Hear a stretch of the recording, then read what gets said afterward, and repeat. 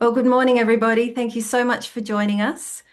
You have joined the Australian Association for Environmental Education Research Conference, the first day of our four-day conference. And this morning, we're hosting the Australian Journal for Environmental Education Research Symposium.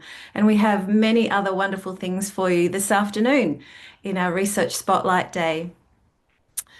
My name is Associate Professor Peter White, the Editor-in-Chief for the Australian Journal, and it's my pleasure to host the Research Symposium this morning. As we get going today, I would like to share our Australian Association for Environmental Education Acknowledgement of Country.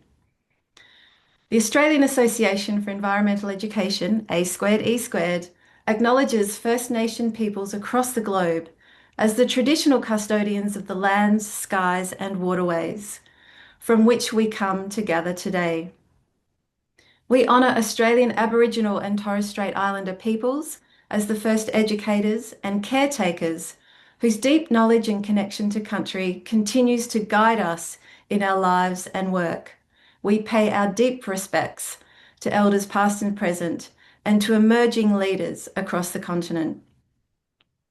We recognise that sovereignty was never ceded and that for healing, learning and regeneration, we must walk together on this shared journey.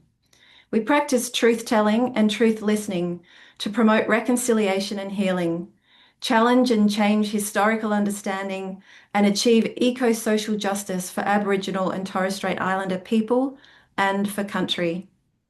We acknowledge that country is a teacher who shares generously so we all may learn. As we gather today to learn and share, may we each listen deeply to and with country and awaken our shared responsibility to care for it and for each other now and into the future. Today I'm sitting on Wurundjeri country in close to Naarm and as part of the Kulin Nation. And it would be fabulous if you would like to share your acknowledgement for the country you're on today, bringing our thoughts together across Australia, because it's great to see that we actually do span Australia and beyond. Wonderful to have colleagues here from other countries sharing their time, and it's just really great to have you all here together. I'd like to now hand over to Lisa Siegel, Dr. Lisa Siegel, our president of A²E², to bring some thoughts to our morning. Thanks, Lisa. Thanks, Peter. Acknowledging that I'm here on Gumbaynggirr country. I'll say Guinea on the mid-north coast of New South Wales, and expressing my acknowledging the elders past, present, and emerging, and expressing my ongoing gratitude for living on this beautiful country where I learn so much every day. I was quite moved by that, by the acknowledgement. So just as a little bit of a background, we've been planning this online conference for a very long time now, and it's very exciting to be here for the first day of it. And when we started thinking about, acknowledgement of country or welcome to country, we, of course, consulted with people that, move in the space of acknowledgements and welcomes, especially thank you, Sandra, who's here with us today. And we felt that the most appropriate thing was to take a moment to work together to come up with a serious acknowledgement that really lets us ground into the day and start the day with actually, instead of just rattling it off and saying it, not saying that people do that all the time, but taking a bit of time and just really doing an acknowledgement that is, so we co-created it, about 3 or 4 of us, and it will continue to be co-created as we share it with other people in our organization. So just a little thing about that. And yeah, so I was kind of just like really involved in that now. Anyways, just as far as A²E² goes, we're absolutely thrilled to be launching this conference over 4 days in August. This is the first time we've ever done this. So A²E² has a long and proud history, 45 years this year. and has had many, many, many beautiful, wonderful, inspiring in-person conferences, but biannually. But this year we decided to try the online conference because we have had lots of feedback in the past from people saying, well, we're environmentalists. Why are we flying around the country to meet? Yes, we know that, online does have emissions, etc., but we thought we're going to try this and we're going to see if we can have a conference that is as inspiring, as collaborative, as collective as our other ones. And so far, it's looking really good. Like we have really amazing keynote speakers that have agreed to come along. We have beautiful panelists, a whole bunch of inspiring presentations, lots of people registered. And so we're really looking forward to that. So thanks everybody for jumping in, being a part of this. Already, I mean, I met Peter years ago planning this research symposium for the conference, and already I think today we have more people right here, right now than we did at our last research symposium. So there you go, it's already worked. Um, I am going to now hand back over to Peter to run our day. We're very grateful at A Squared E Squared to be connected to such an amazing journal as the Australian Journal for Environmental Education is. And we're especially grateful to Peter, Associate Professor Peter White, because she has, with her colleagues, of course, it's a collective effort, built up this journal to this shining light of research that it is. So I'm just going to give you a little bio of Peter. Peter's the co-director. Besides being the editor of the Australian Journal of Environmental Education, and an associate professor at Deakin University, and the national secretary of our organization. She's also the co-director of the Center for Regenerating Futures, which is a transdisciplinary collective attending to Anthropocene challenges and decolonizing practices, while also building researcher capacity. And we're also grateful to the Center for sponsoring today and the first day of the conference. We're very grateful for that. And Peter led the OECD PISA 2025 Science Framework, Environmental Science Contribution Agency in the Anthropocene, and is active is an understatement in climate change education, research, and advocacy. And Peter is just the original educator of all types, and I have to say, I just don't understand how she does it all. She has her hand in all the pies, and all the pies are tasty, is what I have to say. That sounds like a very down-home, that sounds like a very down-home saying. And we're eternally grateful to you, Peter. And I think that's probably enough. You're probably like, okay, stop now, Lisa. So I'll hand it back to you, and we will get started on this really wonderful day. Thank you. Thank you, Lisa. So, and what a wonderful day we have today. We're going to start out with a little bit of an overview of the Australian Journal and how we operate, and just really would like to acknowledge the team that Lisa mentioned that makes this journal happen. And then we have two sessions to explore some of the absolutely contemporary research that's coming out of the journal currently. And we thought what might be really tasty, thanks Lisa, I'm going to take that with me, that's wonderful. A tasty offer might be to showcase the special issues that we've been curating and that we will be releasing over the next 2 volumes. They are often very specific and yet beautifully rich and diverse. So we're going to be offering 6 of those to you today, and then a little bit of a sense of what's coming up soon in the journal as we get towards the end of the day. But as we do that, of course, we want to be researchers and alive in this space as well. So we'll hear quickly from some of the guest editors for each of the special issues, 10-minute quick presentations where they showcase the work that's being developed for us to engage with. And then we'll have some discussions. So some small group discussions, and then we're going to bring it together as a whole group. And as with most online education opportunities, excuse me, We've got some Padlets to use to bring our thoughts together to ensure that we can share thoughts when we come back together as a whole group. So, some really fun process to engage with today, as well as some enjoyable sitting back and listening to some incredible research offerings that are coming our way.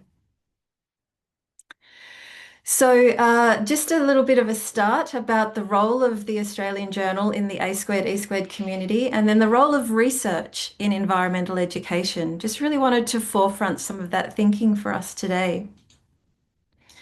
So, as many of you will know, the journal is one of the oldest internationally refereed environmental education journals, and we're very proud of our really rich and incredible history, actually. It's such a beautiful way that the journal came together.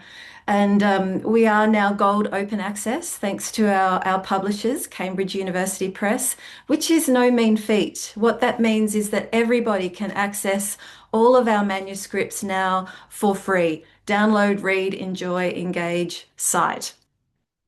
So it's really important that our research is available and that our members can access the research. And we'll talk in a little bit too, and as you'll see this morning, there are really important reasons for wanting to engage with research, to understand how aspects of education play out and what the literature tells us, what we've learned over the many years, and what we can think about the ways that we're practicing currently. So research fits a really important niche in our practice for helping us bring voice, many multiple voices and understandings to the way we're choosing to do things.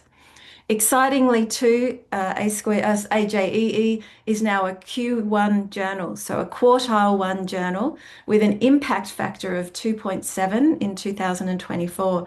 This is a significant outcome for AJEE, and it's because of the amazing work that the authors, the reviewers, our community have been doing to lead our journal to be in such a successful position.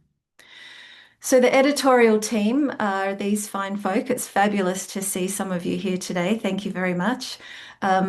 We are international and we are dedicated. We're all voluntary, or we're all volunteers, I should say, and we really appreciate the opportunity to engage in this space and to be able to support our authors and our reviewers to keep the journal producing. We're also supported by an incredible editorial board. This is also an international board and represents some of the leaders of our field. And we're really, really pleased that our board is active and constantly engaging in thinking about the journal. Here's a little note about the impact factor and our quartile ranking. This is a Web of Science quartile ranking, if you're curious. There are other machinations and measures in the world of academia, but it's Web of Science that AJEE is engaging with. And it's just a great graph going in the right direction. An impact factor is measured by the number of manuscripts that we produce and then divided by the number of citations that we receive. So it's not just about producing quality research, it's about producing the kind of research that academics around the world want to use in their research and therefore cite or reference the research. So it's a really interesting calculation and it speaks highly of the quality of work that AJEE is publishing. One of the things that generate that kind of quality is our special issues, which we're going to hear about today. So currently our special issues in play are these ones represented here. And you'll notice down in the bottom left corner that the special issue about the politics of Earth system dynamics is our current open call. So if you're interested in writing for AJEE, please take a look at this particular call. It might be that your research is in this space and you've got something to say for this particular special issue. But I imagine as a practitioner of environmental education, there are a number of special issues here that would be piquing your interest. So listen out today. Hopefully you'll hear more about them and then soon the issues will be released. We have a community page on our website, which allows you to see a little bit more about who we are. And this video was produced earlier this year to introduce the editorial executive to you. So I encourage you to take a look at our video and also look at the rest of the information on the page. Our incredible history is represented there too. I'm not going to take more time at the moment to tell you about the role of research in education because I think today you'll see just how important these contributions really are to our work as practical practitioners of environmental education.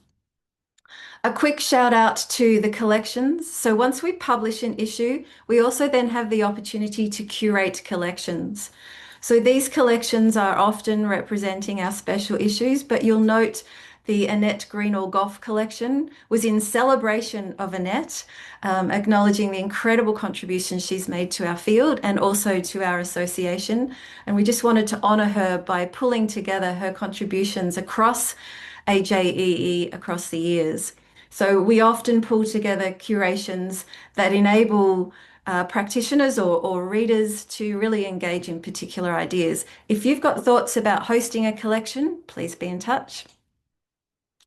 We also showcase first view articles. This is where our articles come hot off the press straight to this place in our website before we then curate them into an issue. We have special issues as well as general issues.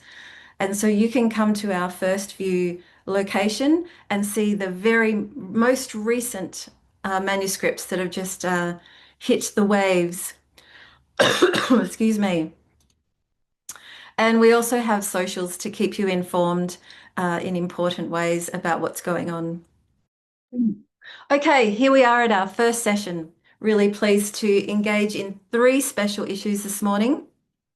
Johannes Karl is going to take us through his thoughts about how we curated this special focus called Physical Literacy as it intersects with sustainability and environmental education. Then we'll move on to the next one and then our third presentation today before then engaging in a really lovely discussion. So I'm not going to say any more because we're a little bit tight for time already, but I really encourage you to sit back and enjoy Johannes's presentation and take notes because you might want to engage with some of these thoughts as we then move into discussion. Dear ladies and gentlemen, dear colleagues, my name is Johannes Karl. I'm a postdoctoral research fellow at the Institute for Physical Activity and Nutrition at Deakin University, and it's an honor for me to make the start today. I want to provide an overview of issue number 1, but I first of all want to thank Peter White for the organization and invitation to the symposium.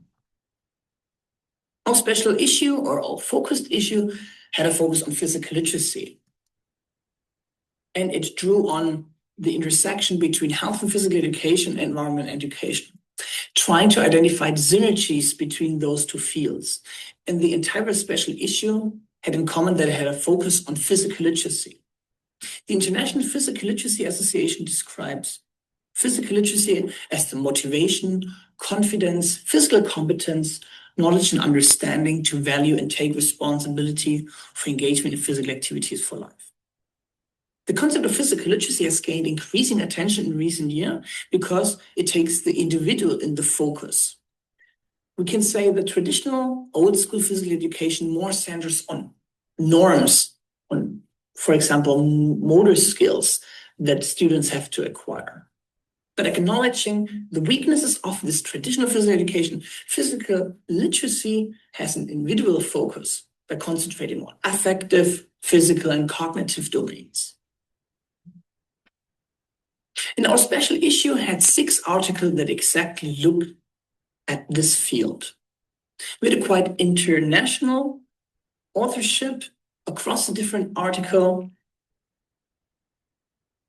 informing the content of this special issue. I want to start with article 1, and I have to admit, I was the first author here. This article was titled Research at the Nexus Between Physical Education and Environmental Education, a Narrative Integrative Review Through a Physical Literacy Lens. This article explicitly looked at this nexus between health and physical education and environmental education through the physical literacy lens, and they provided A literature search, after a systematic process, it resulted in a total of 129 full texts that were screened, and these full texts were then assigned to 5 different categories: conceptual discussions, curricular discussions, programming and intervention content, teacher and enabler perspectives, student perspectives, and outcomes. While the conceptual and curricular discussions highlighted that, yes, there are pedagogical ways to combine a focus on the individual and a focus on the environment, the more empirical work in the categories of programming and intervention content and teacher evaluations and student evaluations, they often identified a lack in connecting those 2 different areas.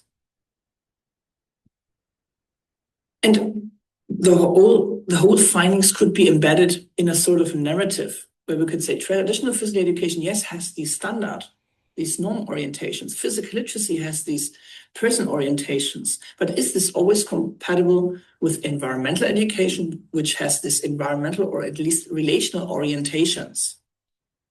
And the conclusion of the articles were that if we emphasize physical literacy too strongly, this could indeed present a potential threat to the integrity of environmental education.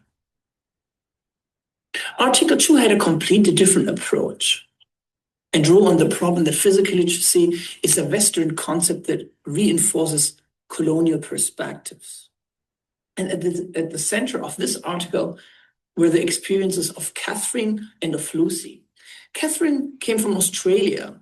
She strongly identifies with the Boon Wurrung country in Australia before coming to Canada, where she met Lucy, who was from the Red River Métis people. And in a sort of a collaborative autoethnography, they described their identification with physical literacy, which has a strong person-centered character, and which separates from the human, from the world, from the earth. And they cannot really identify themselves with this concept. They're missing a piece. Yes, they acknowledge that there are essentialist descriptions within physical literacy, that there are also calls to emphasize an ecological domain, or they also acknowledge that the New Zealand definition has the spiritual element, that there is something missing. Missing in this relationship, in this reconnection with earth, with nature, that is missing for them. In summary, they call for a relational understanding of physical literacy, trying to bridge human and ecological justice. Instead of asking the question, what is physical literacy in a static sense? They want that we more strongly emphasize the question, what does physical literacy, what can it do?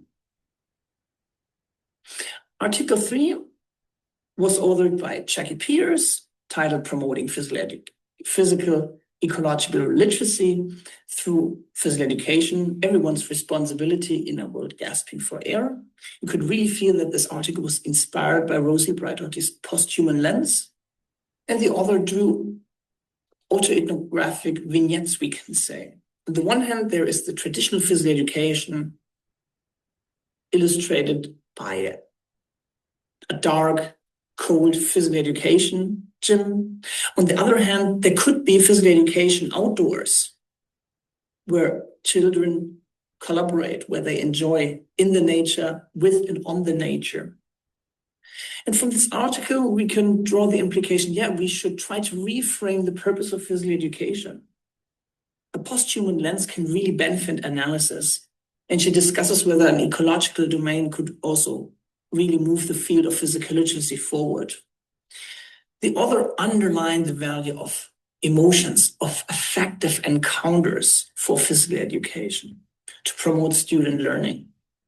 And she also questions the silo thinking that we often have in schools with the different subjects. We need more transdisciplinary learning with real-world inspiration to really benefit students. Article 4 was a collaboration between French and Norwegian researchers, and it drew on the concept of friluftsliv, which is a Nordic concept which emphasizes human-nature reconnections. Students from France were invited to go to Norway for a half year or for a full year in order to make experiences, also with Norwegian sports and Norwegian traditions. The method of this article was that it had ethnographic participation by the teacher, and they also conducted creative focus groups with 20 students. One of the key findings was that the students indeed learned many aspects, such as skills, knowledge, social connections, motivation to engage with nature, and emotional transformation. And these descriptions strongly harmonized with physical literacy.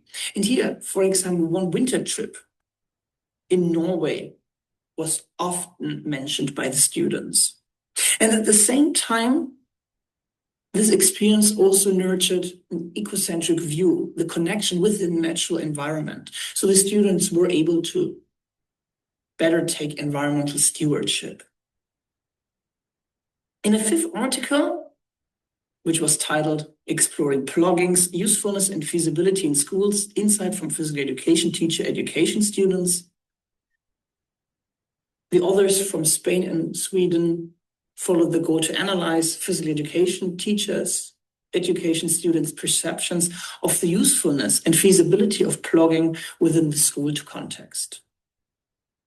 The authors conducted semi-structured interviews with a remarkable number of 80 final year physical education teacher education students and submitted those interviews for thematic analysis. The empirical article revealed that indeed the students see a value in plugging with the opportunity to combine physical literacy with environmental awareness, but at the same time, the students also raised concern about the institutional support and the curriculum flexibility and the community involvement in accepting plugging as a means to promote both physical literacy and environmental stewardship. And in the last article, this was more of a theoretical article. Christoph Schnitzler and colleagues from France said that the Anthropocene, the Capitalocene, is the state of the art, with the individual maximizing their benefit. In order to move physical education forward, we have to redefine health. And they introduced the concepts of planetary health, One Health, and eco health. And they described how physical literacy can look like when we adopt more of these definitions of health. So you can find descriptions of the contributions of the physical, psychological, social, and cognitive domain of physical literacy. In the end, they make a sort of a call to action for physical education. Physical education professionals should be educated to choose the right model of health to underpin their pedagogical acting. They should promote sustainability literacy. They should develop best practices and try to integrate and advocate for these health reconceptualizations.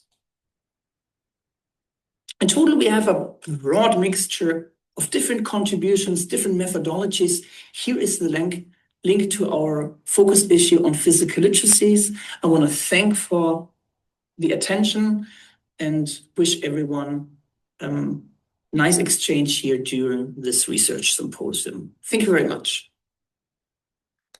Thank you, Johannes. And I'd love to acknowledge that Johannes is here with us today. Thanks for coming along. Great to have you. We are going to move straight on to our next presentation. So I would like to introduce to you Michael Poulsen and Linda Wilhelmsen. They are not with us today. They're both, Michael lives in Denmark and Linda, I think, in Sweden. So we'll listen to their presentation and think about them who can't be with us today, but wished that they were. Okay, I'm Michael Poulsen. I'm a philosopher and associate for education at University of Southern Denmark, and also head of CURE, our research center on understanding human relationship with the environment, and co-editor of this special issue on wilding pedagogies together with Linda, and also Sean Blenkinsop, Bob Jickling, and Amy Cutter, Mackenzie Knowles.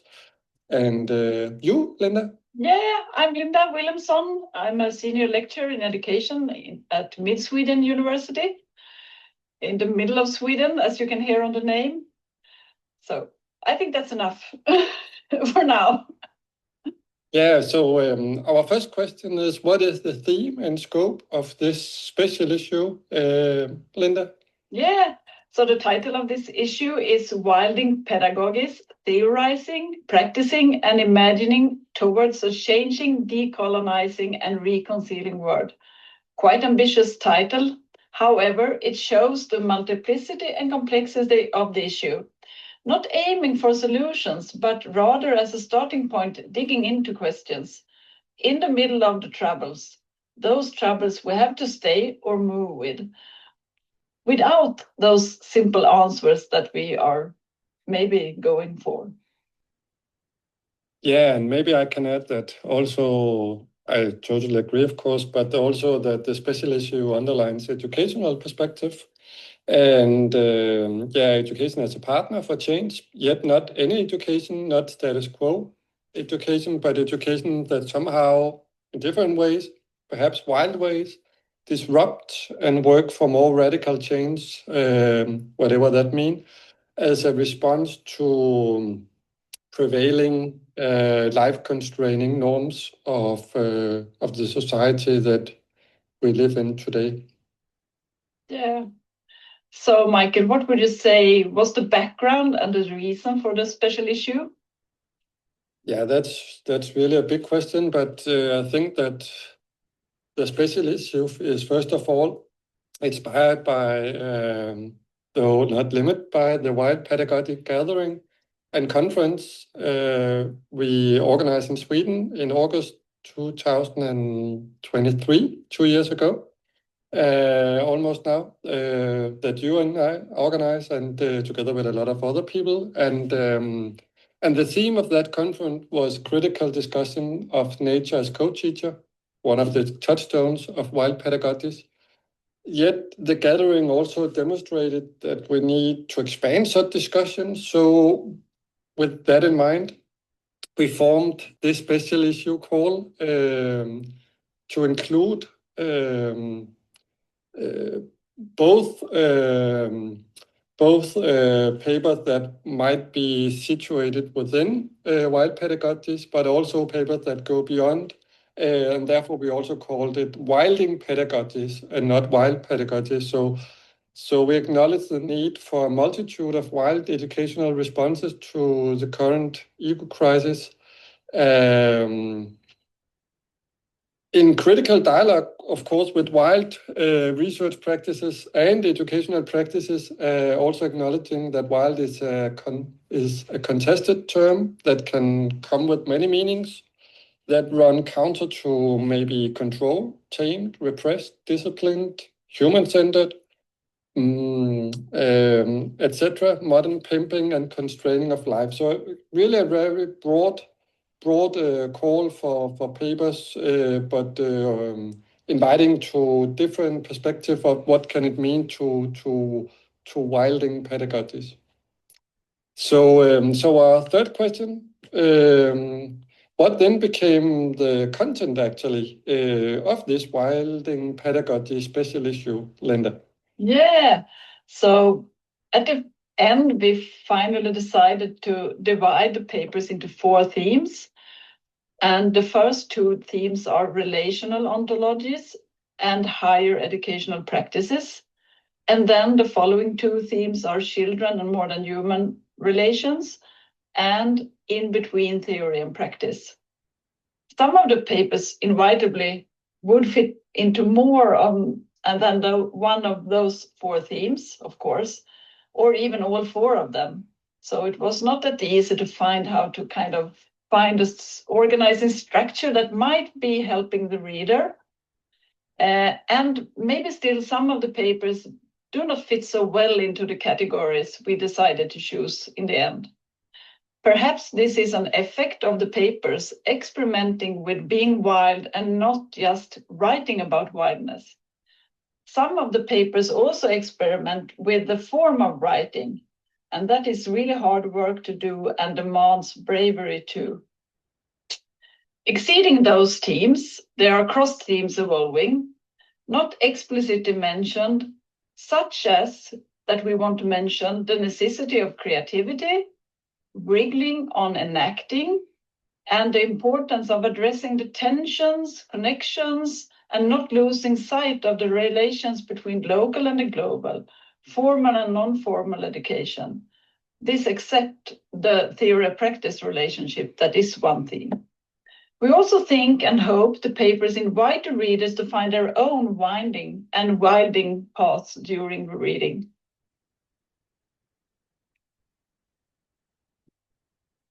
So then, what do we see as the most important contributions with this special issue? Michael, would you go first? I can try again. It's a big question, and there's so many things to say, and we try to do it shortly here. But I would say, first of all, not final answers, but starting points that take off in what you also were talking about earlier, Linda, the middle of trouble of life, staying and moving with troubles, negotiating where we come from, where we are, and what we have, who we are, and what might be different future practices of environmental education and maybe life also more broadly on Earth.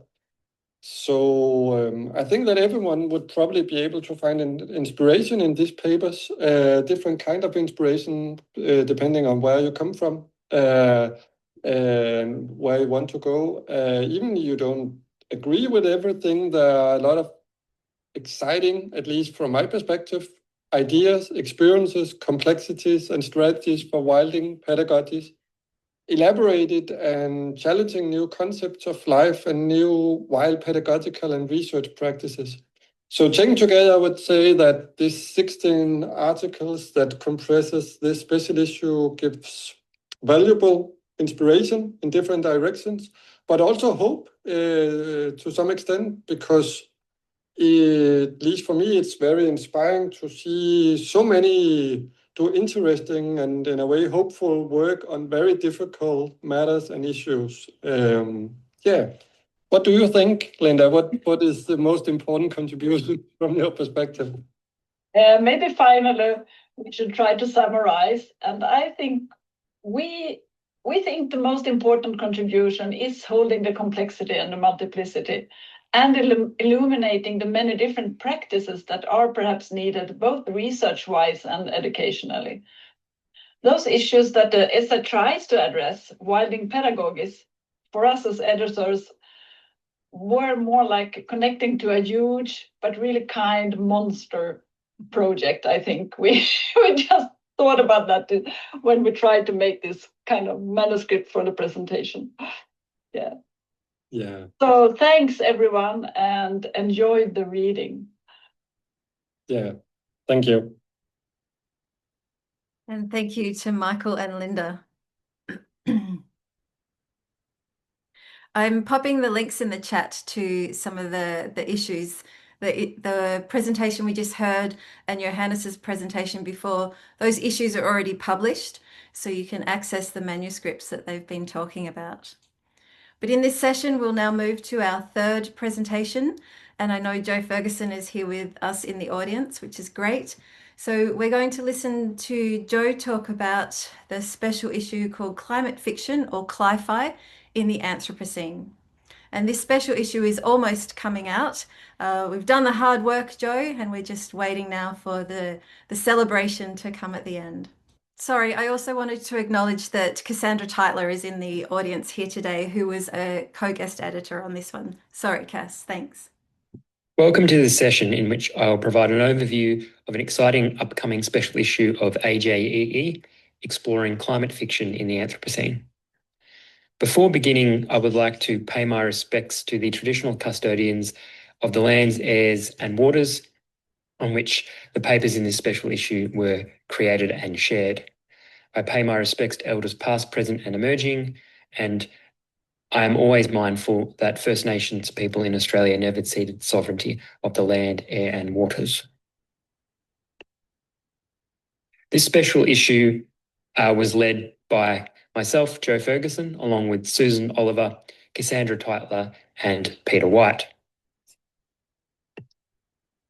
So why did we decide to pursue a special issue in AJEE exploring CLI-FI? Well, firstly, we felt very strongly that an exploration of CLI-FI in a special issue would really be a suitable response to the current polycrisis that we're experiencing as part of the Anthropocene. We also feel very strongly, as I'm sure everyone here does, that climate change education can be a force for good in the Anthropocene. And we are very interested in exploring how CLI-FI might form part of this picture. Specifically in relation to CLI-FI, we were wanting to really sit with and consider the power of fiction as part of futuring processes that we believe potentially can play a strong role in what climate change education can be and perhaps even should be in our current situation. At AJEE, we're also obviously very supportive of exploring and considering increasingly creative forms. And so this special issue on CLI-FI was very much wanting to celebrate these creative forms and explore and consider what role they might play as part of climate change education. So firstly, what is CLI-FI? CLI-FI focuses on the human-induced catastrophes of climate change and consequently its narrative on what life on Earth has and may become in terms of human and Earth systems. CLI-FI involves fictions which interweave the structural inequalities and violences that are inherently embedded within human-driven climate alterations. So this is our broad understanding of CLI-FI. Obviously, as I'll get to after, how one understands CLI-FI can vary quite considerably. And so based on this general notion of CLI-FI, we put out a call for papers. Now, in putting out this call for papers, we really wanted to keep the special issue on CLI-FI quite open-ended, and as I mentioned earlier, really embracing the power of creative forms as part of climate change education. As such, we decided that we would like to include in our call for papers a real desire for 3 different types of papers, if that's sort of one way of putting it. So these included papers that explored theorising CLI-FI and its application in environmental education and also obviously climate change education, research practices that investigate and respond to CLI-FI, and then thirdly, actual creations of CLI-FI. And so as we can see from these 3 different types of manuscripts, they touch upon different aspects of CLI-FI and what CLI-FI can be both in theory and in practice. We were particularly excited and particularly interested to include in the special issue actual CLI-FI creations and positioning these alongside the theorising of CLI-FI and then those papers that might present some empirical investigations of CLI-FI in practice. So included below there are some headings of manuscripts that align with each of those particular types. So there's How Did We Get Here? Truth Listening to Climate Crisis Through Reading Literary Works by Australian First Nations Writers. Canopy of the Hidden Alley, Multi-Species Climate Fiction as Research Creation, and excerpts from In-Betweeners, Joanne Ann Spett on Death and Hope, just to give you a bit of an idea of the sort of range of manuscripts that we were working with. So we have 20 plus papers and a book review. And these are currently in production. And so, keep an eye out for September 2025 when this special issue will be released. And we're really, really excited and really proud of what we've been able to put together. It's both the editorial team and, of course, everyone who contributed to manuscripts that are a part of this special issue.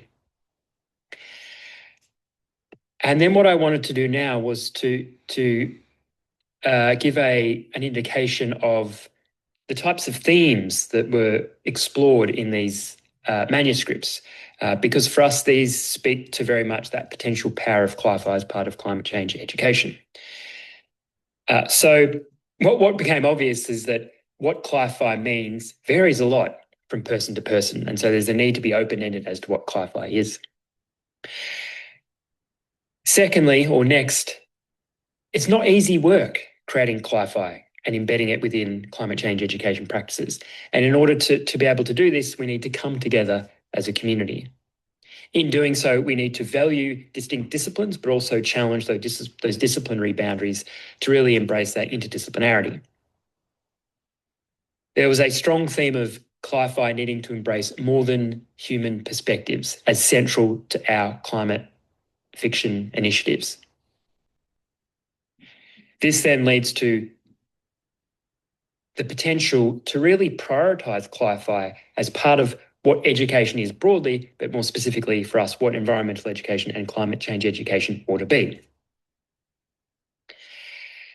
Another strong theme that came through was that while CLIFI often for many of us makes apparent our fears about the future,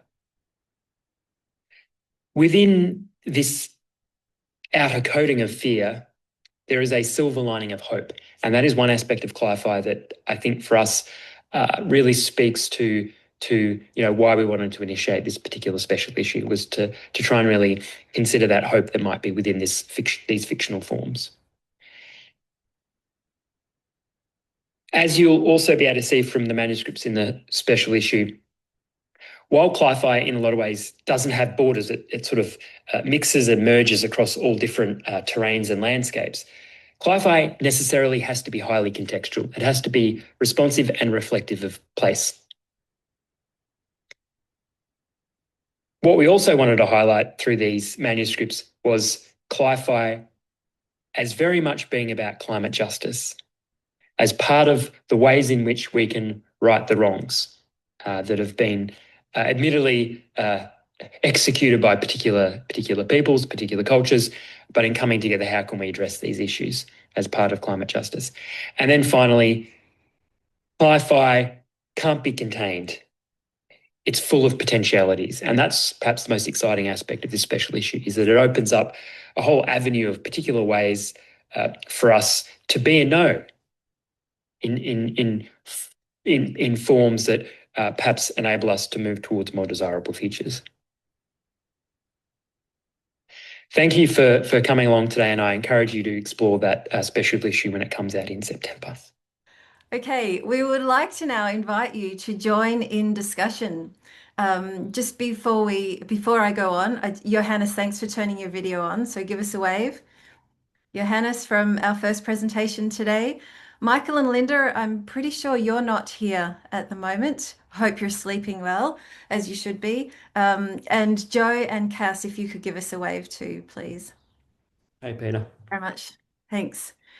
So we're going to break into small groups now, groups of about 5, which means I'm going to invite you to join a breakout room. And in that breakout room, I would really like you to explore the presentations. There are some links that I can give you to AJEE and or you could find them yourself. So please search the journal, and you can look at the first 2 presentations that we had today. So Johannes spoke about the physical literacies special focus, and Michael and Linda spoke about the wilding pedagogy special issue. You can look at both of those issues as they are published already. Just to say again, the CLIFI, thank you very much, Will. The CLIFI is not yet out and will be in September. So I'm going to open these rooms. Please move into your space right now. The Padlet will open and will be accessible in just a moment. If I can open these rooms and then encourage you to move into the discussion, just enjoy the opportunity to engage with colleagues. Use the Padlet to reflect on the key points that you've made, because we'll come back together at the end and really enjoy a whole group discussion where we can raise useful issues and think about things that we want to going forward. Okay, the rooms are open and I'll just fix this first Padlet. Thanks, everybody. And please, if there's any questions, let me know. If you're unsure about what to do, come and chat, stay here and chat. And we'll be in the discussion for about 20 minutes. Hi, everybody. Thank you for joining us back here in the main room. I've been chatting to you for ages, as you know, but I was muted. Love Zoom. Thanks so much, everybody, for not participating in the discussion board. That was a joke.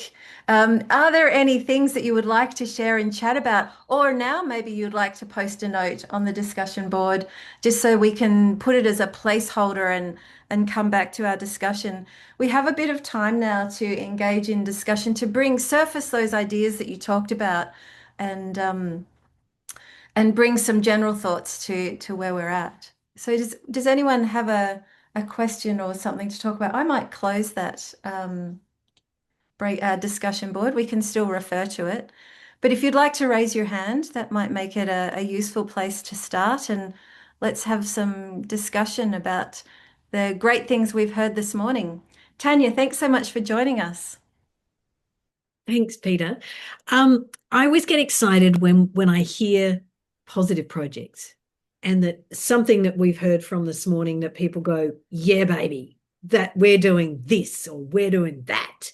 And I was excited to be with Joe and also with Chris and Tian from a school and to hear that they're putting in bee hives and they're doing all of these things and the school is totally enabling them. And so I think that's very exciting. And this weekend is also, for me, what really reaffirms this environmental education and around education is storytelling. And this weekend at Narara Eco Village, John Seed is delivering deep ecology. And that's all about the deep storytelling and understanding the connection to all that's way bigger than us. And so it's very exciting to be telling stories in another way and finding this sustainable way of being together. So thank you for all of you that have done it. So the question is, what is something that's a positive project based on what we've heard, the 3 topics this morning? Wow, that's a great question. I wonder, Joe and Cass, if you've got something to contribute there from the CLI-FI perspective. Because maybe I'll just add here, one of the discussions I was in, the challenge was, how do you read great CLI-FI and then sleep at night? So I don't know, Cass and Joe, if you've got some thoughts about that, would be great.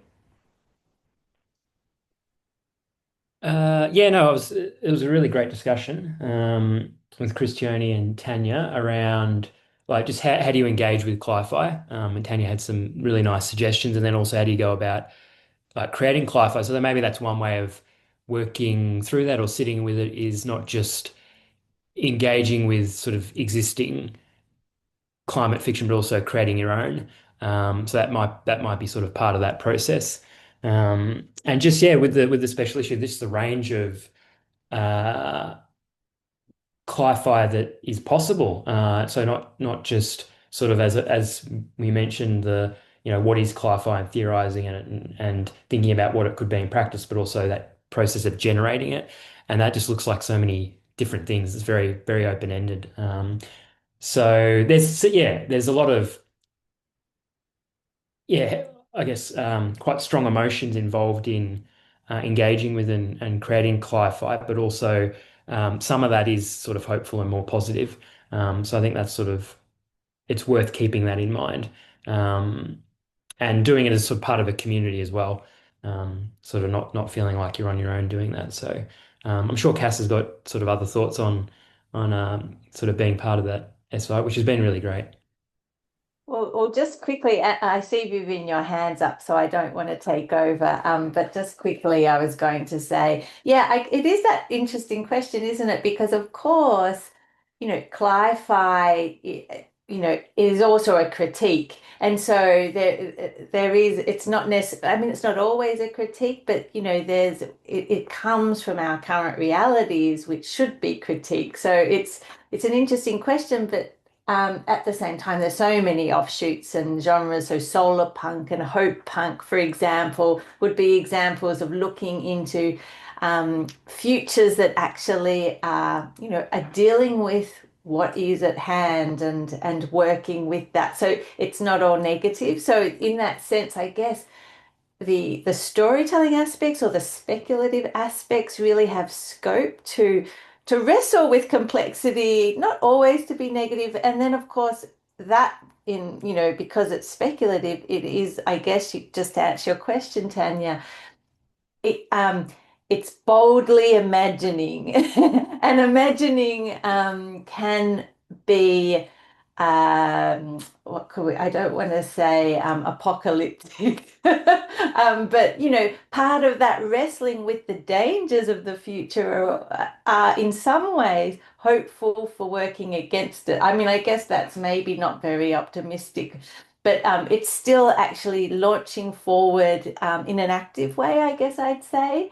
And yeah, so I think that's really, and also just in terms of looking at what people wrote about, as well as wrote about having created within the special issue. There's so many different examples of what people really are doing. So in that sense, that's a very optimistic launching of our, forward within the current realities that we do live in. That it's not people have not given up, I guess is what I'm saying, and actively and creatively, launching forward. Thanks, Cass. Thanks, Joe. That's super. Paul, I see you've got your hand up. Yeah, thanks, Peter. Just sort of following on from our private chat exchange with each other, I guess the question that comes up for me as a gender and environment educator and scholar is wanting to really just get a bit of a temperature check on this community's enthusiasm for the gender question. Because it seems to me that that a lot of what we're dealing with, obviously I'm looking at it through my particular lens as a gender scholar, that what we're dealing with really in terms of resistances to the uptake of environmental education or deep change is masculinist constructs. And so I just really wanted to open up that question of to what degree can the gender question be floated through the AJEE community, and how people are thinking about that. It'd be interesting for me to hear. Thanks, Paul. I know Viv will have a question about something else, so I won't throw to you. Well, I think Viv. So would anyone like to respond to Paul about his thoughts around the importance of a gender overlay on environmental education? Ruth, you've got some thoughts there. Yeah, maybe mixed and confusing thoughts, but thank you for asking that question, Paul, because I think it's a great, I do think it's really important. I've been working on climate change for donkey's years, and I definitely think it is somewhat gendered, but mostly, I wouldn't go so far as to say that, that women are excluded from being conservative and wanting the status quo to remain the same, because a lot of them do. That's not just a masculine thing, even if we might want to say that colonization is a kind of the violence of colonization and the violence of climate change might come out of a sort of a patriarchal thing. So I'd say it's my response to your question, which I think is a very deep and important question, is it's a confusing, muddy, difficult terrain, but a very worthwhile one to think about. So thank you for asking that. Yeah. Thanks, Ruth. And Paul, I've just popped a link in the chat that is our open call for special issues. So if you're interested in working in this space and generating some considered response to your important question, then let's work on doing that. But for the moment, I think I might move on to Viv and hear her question. Viv? Actually, Paul, I thank you for that contribution, because I hadn't thought that lens before. I'm sort of a bit like Ruth. I'd really have to think more about it, a little bit confused as to where, but I can see it could, that you're.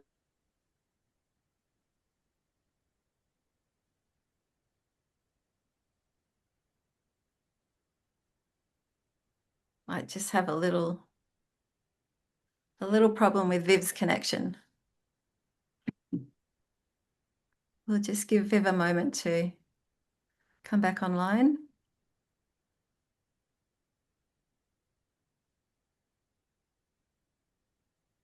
Well, we might actually move on to you, Larry. We'll come back to Viv when she's back online, if that's okay. Great. Thanks, Peter. Thanks, everyone. Just to say, yes, Paul, we are considering the gender agenda, as I call it, and Annette Goff and Hilary Whitehouse and myself and some others have written quite a bit about it, and I know that Hilary and Annette are continuing to write and have have a big project in mind. And so we have talked about it in terms of coming from an ecofeminist perspective, and the issues around that changing from a binary sensibility to an interdependency. And I like to call it the difference between an ego-logical perspective or an ecological perspective. So I just put that out there, and there's a few author names, and I'm sure Peter, you could add to that. Thanks. Thanks, Larry. That's brilliant. Thanks. If I could just say, if folks could just throw links in the chat, it'd be very helpful and interesting for me. Thank you. You can also scan the archive of AJEE, because I know Hilary and Annette are represented there with Larry in writing in this space. And there is a great couple of special issues out actually from the Journal of Environmental Education that are really worth connecting with, that Annette and Hilary led. So some important work in that space.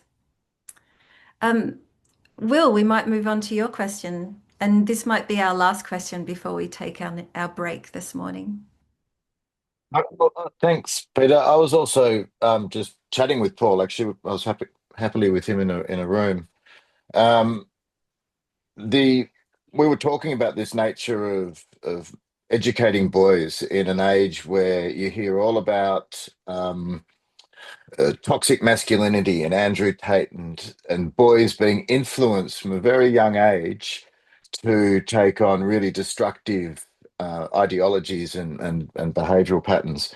So this idea of trying to educate them at school to be good men is something which I work at Camberwell Grammar, and so I often see the boys doing man cave and having days out where they're learning about how to be a good and responsible male or man in the modern world. And so to try and couple that with sustainability and a sort of eco view, I think is really, really strong, and is something which would be really, really interesting to investigate and to develop a program which is designed, yes, not just for boys because boys are special, but boys do have a very, very different set of messages which are being aimed specifically at them at the moment. So to counteract that, we're constantly under siege from these forces.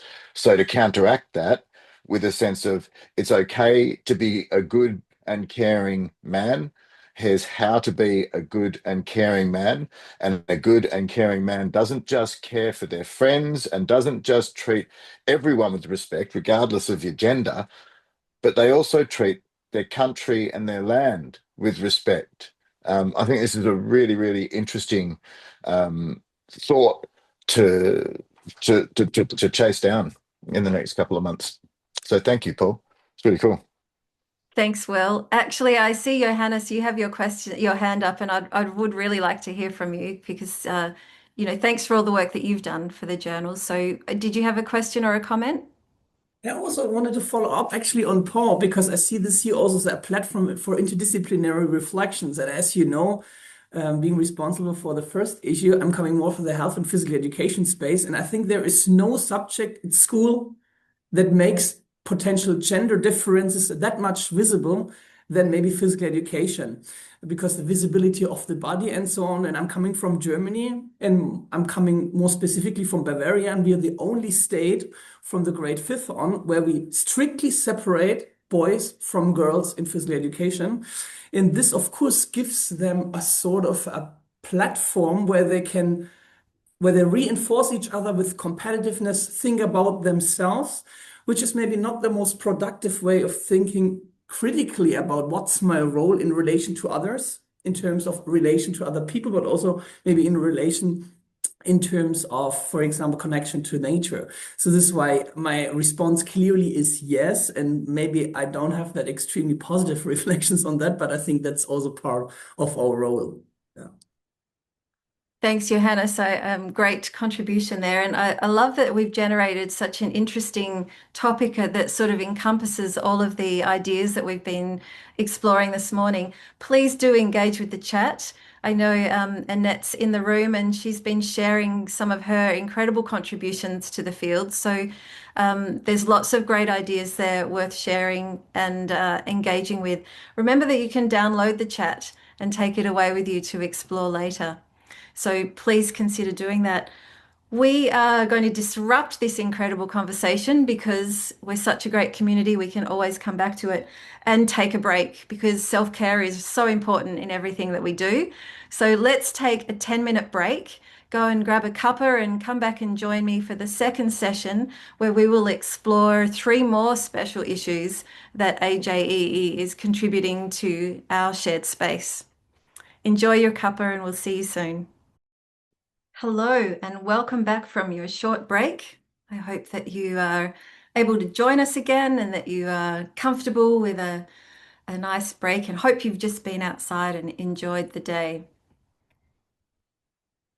As we get going here today into session 2, there are another 3 amazing special issues that we would like to introduce to you from the Australian Journal for Environmental Education. Now, these 3 special issues have already opened their call. In fact, they've also closed their call. And so the manuscripts in these special issues are in production not production, they're in review right now.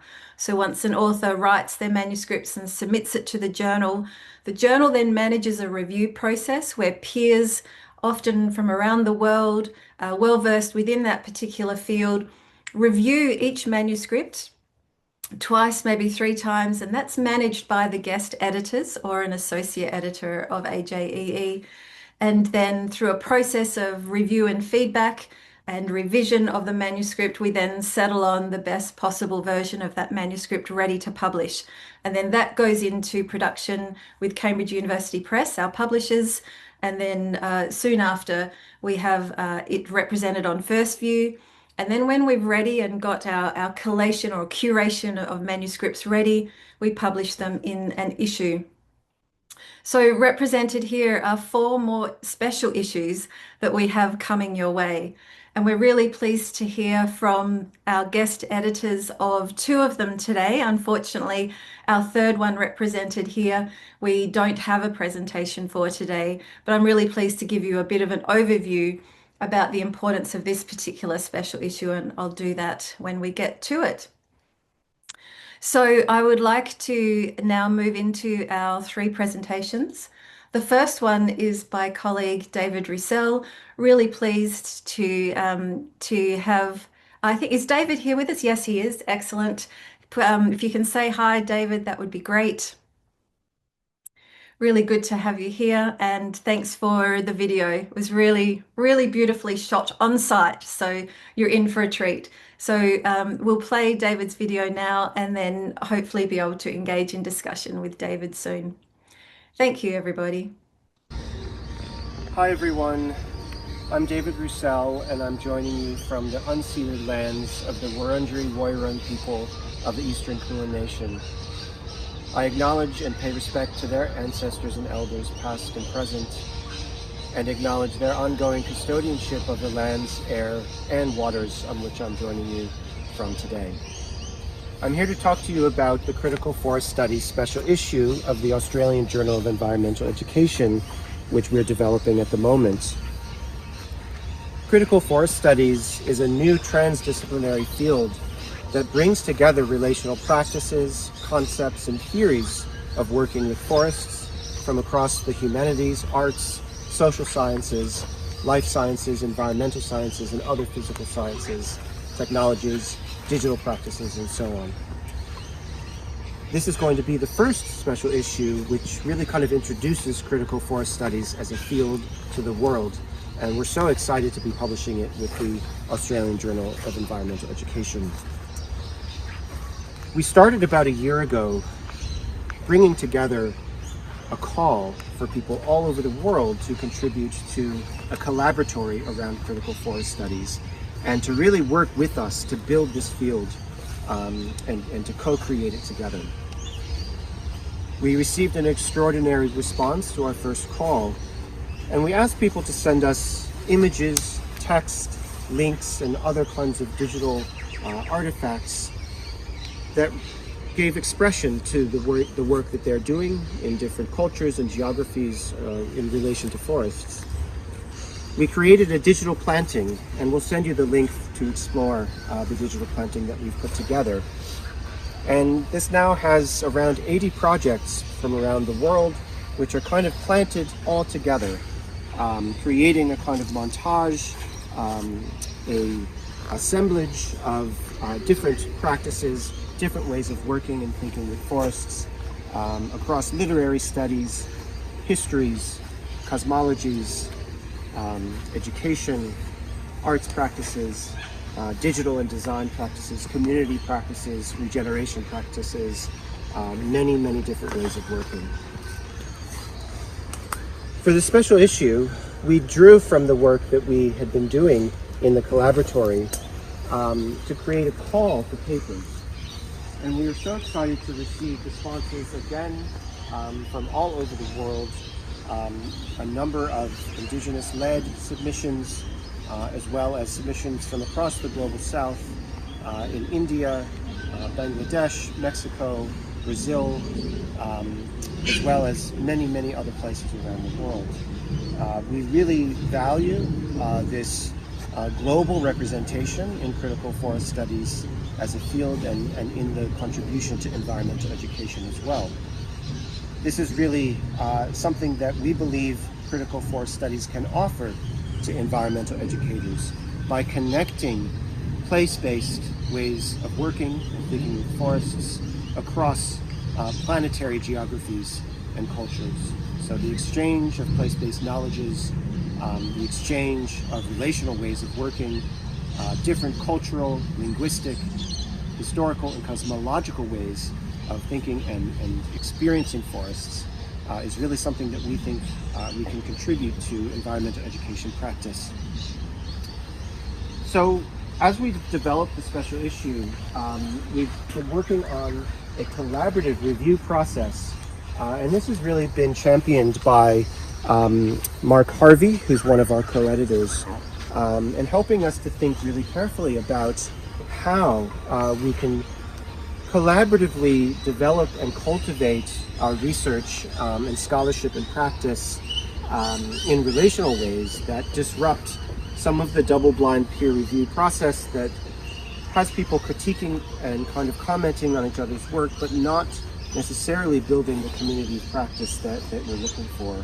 So each of our editors is working with a group of authors in the special issue as a community to review and kind of nourish each other's work in a relational way. And so we're really excited to see how that contributes to the field of environmental education as well. As we've been working on the special issue, we have come across a series of areas of, I guess, urgency, complexity, and kind of problematization that critical forest studies can offer in terms of areas to work on and areas of contribution. One of the key areas that's come forward is the question of forest sentience. And you can see here we're at the Mary Creek which is a place of great cultural, historical, and spiritual significance for the Wurundjeri Woi-wurrung people of the Eastern Kulin Nation. And there is a recognition here in this place that the forest is alive, but that this aliveness is not just physical. It's also feeling, thinking, sensing.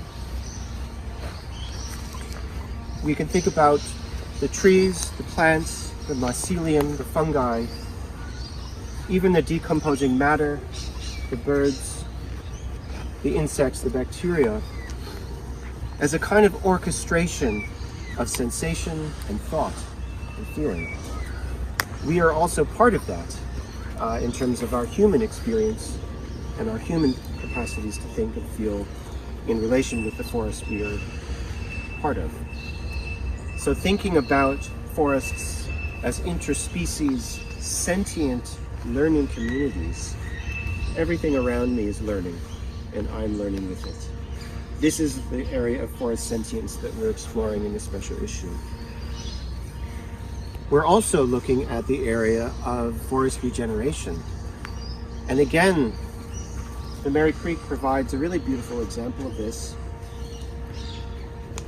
With colonization, this area of the Mary Creek was really decimated and used as an industrial dumping ground.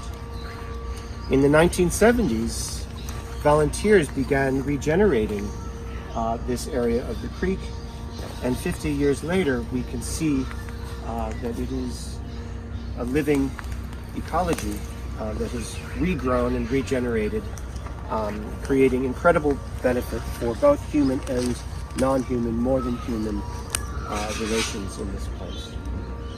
Of course, there's much more regenerative work to be done here in terms of cultural regeneration of indigenous knowledges and perspectives, which is an ongoing and very important process, as well as in a very high density population area of inner urban Melbourne, how we continue that regeneration of this place is also really crucial. The third area that we're looking at is relating to forest imaginaries, and this includes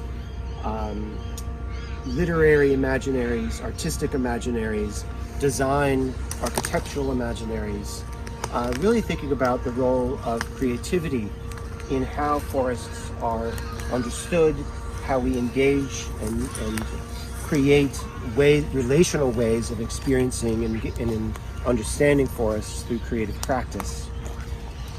And the fourth area that I think will probably be very familiar to environmental educators is the area of forest pedagogy.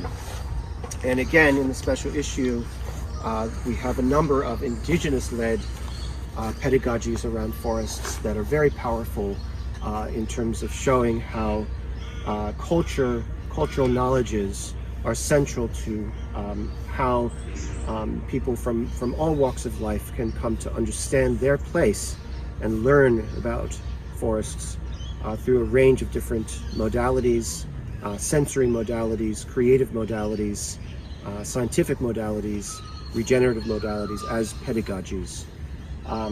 So all of these four areas in some ways interconnect, but they all come together to help us understand critical forest studies as a new field, and a field which has so much to contribute to environmental education practice and theory. So thanks so much for spending time with me, and I hope the conference is fantastic for you all. Thank you, David. And a shout out to Jelena for some incredible videography and a wonderful presentation. Thank you so much. Just a note in the chat right now is the call that we posted that is now closed, and that David and team are now working to bring us a special issue. So thank you very much to David and team. We'll now move on to our next presentation and then look forward to great discussion at the end. So our next presentation is by Ruth Irwin and Sandra Wooltorton. They're going to speak about our special issue called Beyond the Meta Crisis, Educating for the World to Come. And Sandra and Ruth are both here with us today. Give us a wave, Sandra and Ruth. Thank you very much. and we look forward to your presentation.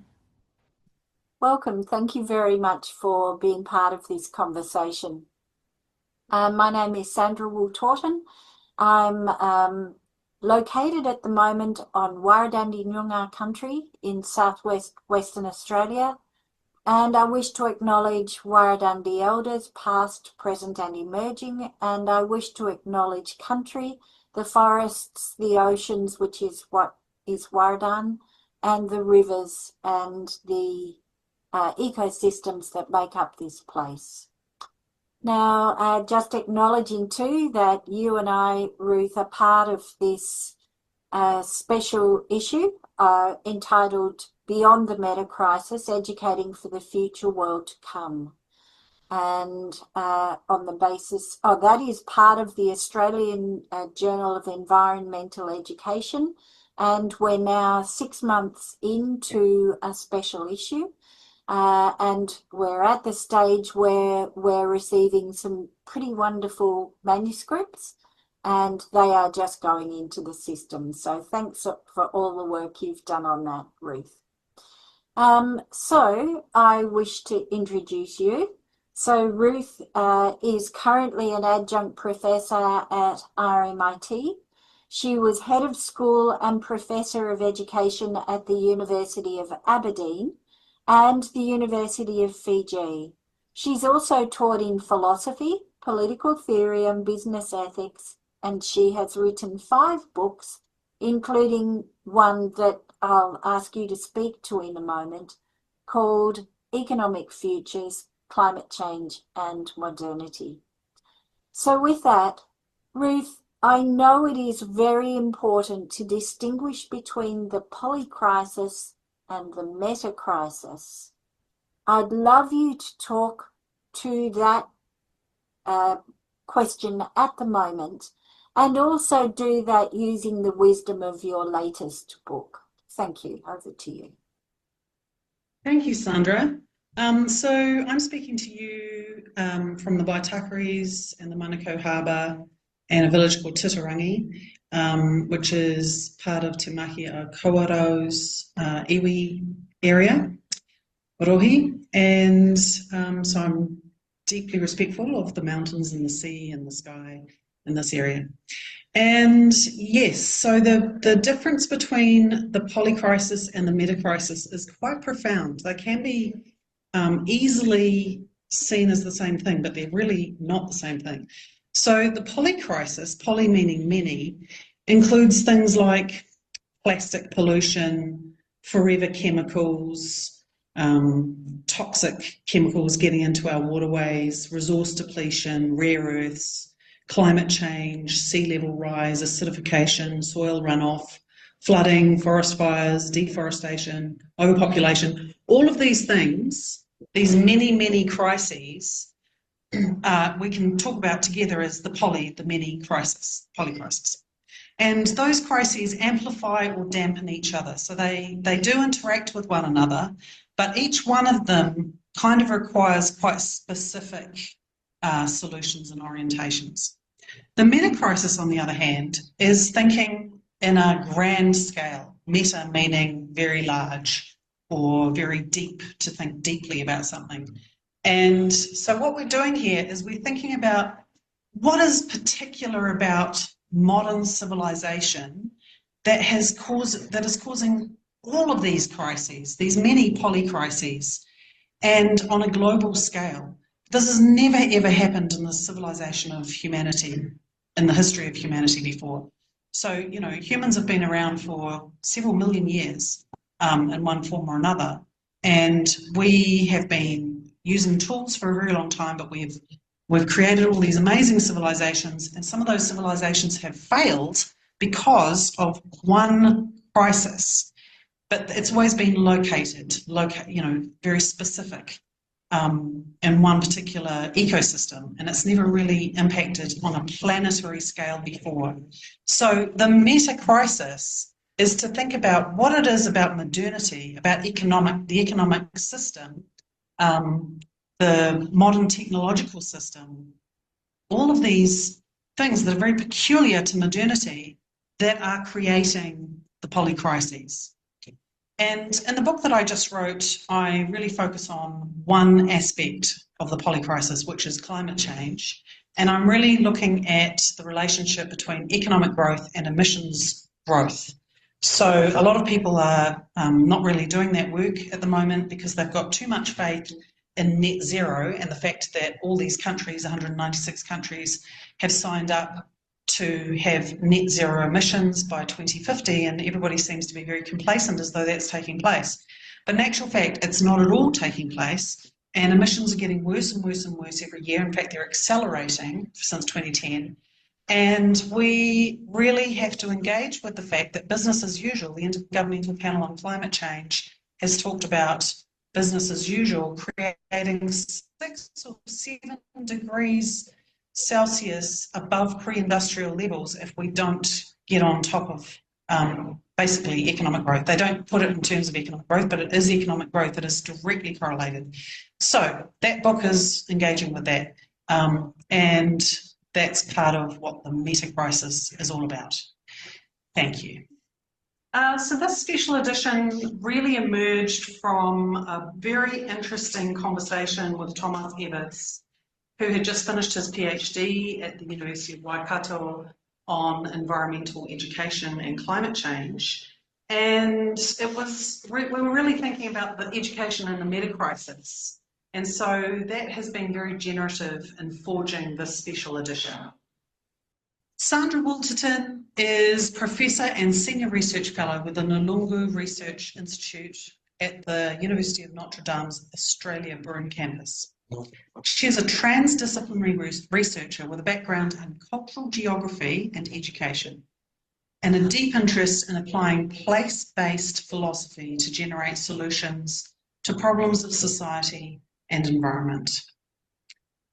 Sandra, I'd really love to ask you, using those amazing transdisciplinary research practices that you have, could you talk us through what we do beyond the meta crisis? How do we think about education in the future to come? Yeah, thank you very much, Ruth. It's a really good question, and even the way that question is worded sort of keeps the problem in the future. So people like me will say education has to be built on a culture of regeneration, a culture of change, which we need to bring into place right now. First of all, some of the papers that we have received so far are very strong in this component. For example, Thomas, who was originally part of this group, has written about a concept called Throughtopia, which is about applying an overarching paradigm of renewal to all elements of education. There are others as well that address this topic very clearly.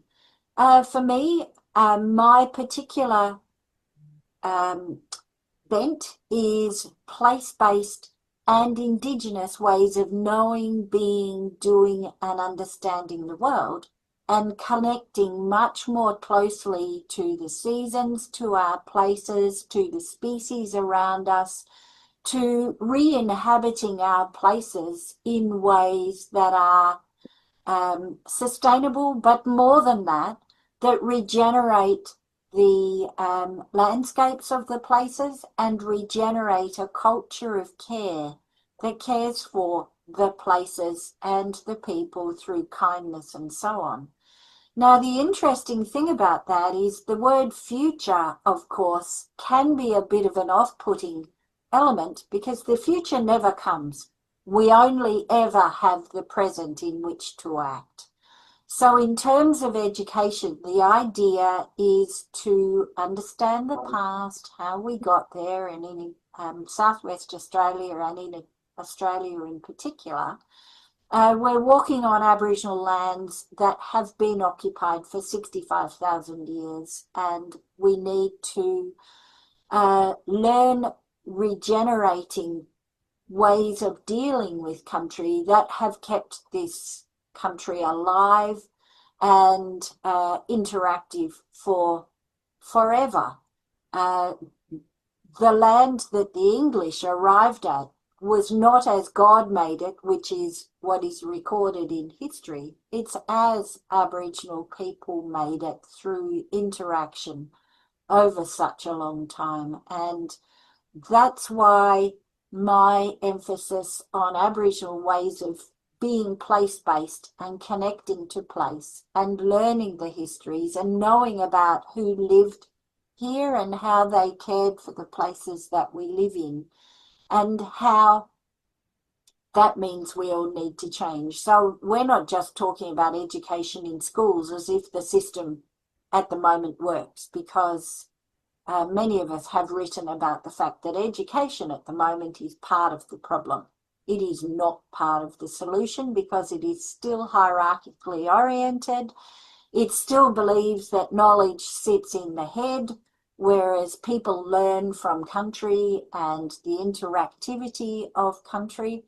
And these are the principles that people that work in our sort of frame of work understand and are trying to shift systems of living in place, of dealing with each other, and education. That's what we're intending to do. Thanks, Sandra. That's really, really fascinating. And I think that, at the moment we've got over 20 really good submissions coming in for this project, and we're really looking forward to entering into the next phase, which is getting all the reviewers sorted out and getting through the review process. So we look forward to this project coming to fruition in November. Indeed. Thank you very much, Ruth. All the best. Thanks. Okay. Bye. Bye.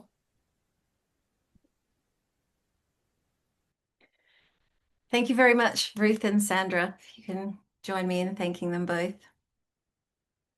And the call for the special issue that, as you know, is now closed, has been popped in the chat.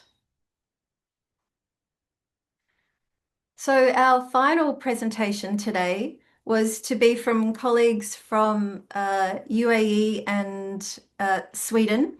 Unfortunately, though, excuse me, our European colleagues are on holiday at this time of year, and we timed it really badly to not actually be able to have a presentation from Led or Dennis. But I would really like to acknowledge the work that they are both doing to lead a great team of co-guest editors. So we're talking about Dennis Beach from the University of Gothenburg, Dr. Laird Bourkaz and Sumaya Abdelatif and Feras Hawari from Ajman University in the United Arab Emirates. The special issue is called Meeting Global Challenges Through Families and Community Environmental and Sustainability Education, Generating Action Competence. And this is a wonderful example of a special issue that came to AJEE just from colleagues in the field exploring who is publishing important research about families, communities in an environmental and sustainability education context. Excuse me. So we've had we haven't had a long-term relationship with these wonderful colleagues, but we're really enjoying getting to know each other as we put together this special issue. We've opened the call. The call had a wonderful response. We've got over 24 responses, and the guest editorial team are now working through those proposals, accepting the ones that are relevant, and then they will go on to work with those authors, engage reviewers, and develop an excellent special issue. So I might leave that special issue there, and I will pop the call in the chat so you can engage with some of the thinking that went into designing the special issue, and certainly explore that particular area of research. So we are about to head into another discussion. I'd like to encourage you to come into breakout rooms again. This time I'll pop the link to the Padlet in the chat so that you can access that on your machines. But a couple of reflections I'd really like to highlight on as we have David and Sandra and Ruth with us here is this sense of community building that happens through our special issues. You heard David speak incredibly eloquently about the work that they're doing to bring together guest editors with authors in a process of review. And I know that Sandra and Ruth have also worked with all of their contributing authors in similar ways to bring together a community, a rich community focusing on very specific research. So with that in mind, I hope that we can have really wonderful conversations in our new breakout rooms. You will be meeting and engaging with new colleagues as we move into these rooms. And I hope that you have wonderful conversations. We'll be in breakout now for about 20 minutes, and then we're coming back together for a final discussion. Thank you so much. Are there any questions as we head off? Excuse me. Okay, there we go. Hello and welcome back from your breakout room. I hope that you had some fantastic discussions and it would be wonderful to represent those here.